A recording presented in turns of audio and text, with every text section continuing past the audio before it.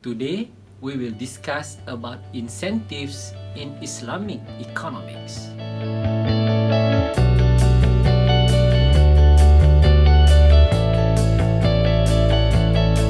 Assalamualaikum warahmatullah. Welcome to Islamic Economic Series. In this channel, I discuss topics and concepts related to Islamic economics. We begin by understanding what is incentives. Incentives is anything that provide a motive for a particular cause to be undertaken. In economics, there should be enough incentives for people to engage in many economic activities.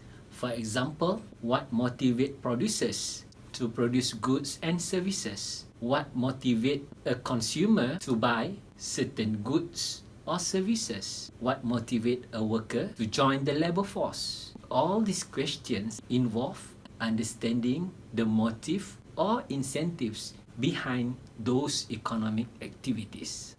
Basically, there are four major incentives in Islamic economics. The first incentive, the spiritual incentive.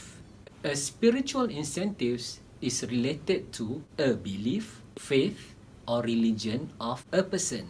In Islam, the highest level of motivation to do something is to gain the pleasure of the Creator, that is Allah Ta'ala. We read in Al-Quran, Inna salati wa nusuki wa mahyaya wa mamati lillahi rabbil alamin. My prayer, my worship, my life and my death are for the sake of Allah Ta'ala.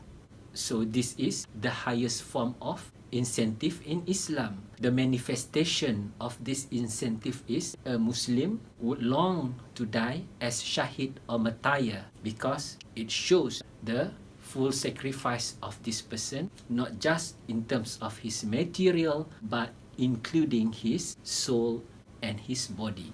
These spiritual incentives is important in economics in a way that it provides the motivation for a Muslim trader or consumer to behave according to the Sharia requirements, so that all form of economic activities and transactions are done within the domain of Sharia, because that's the way how a person can achieve the spiritual incentives, that is to please Allah Ta'ala. The fulfillment of spiritual incentives also is the gateway to paradise or Jannah.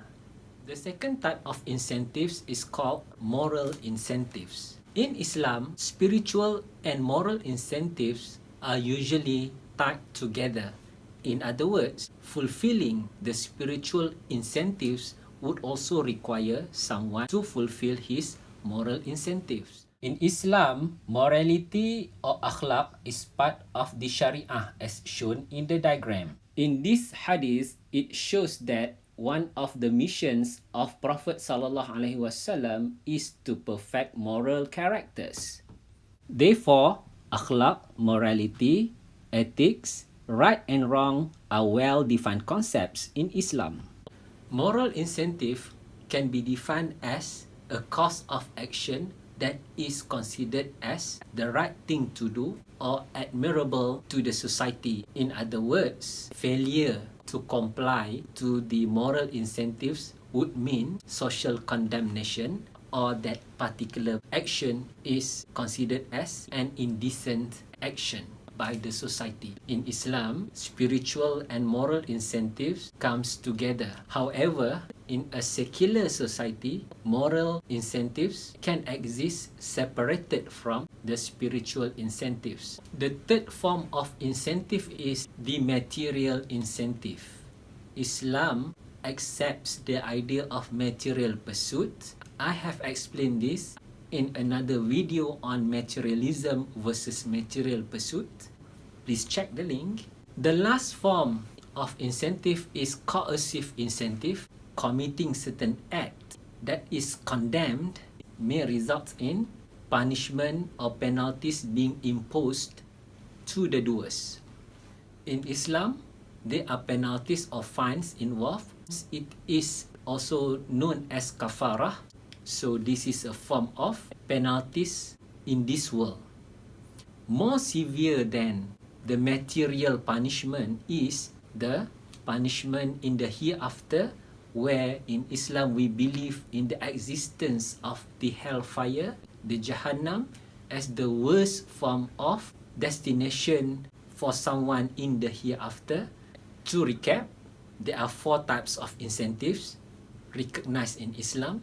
In Islam, we can achieve spiritual incentives, moral incentives, material incentives, and avoiding the coercive incentives when we do something according to the rules of the Sharia.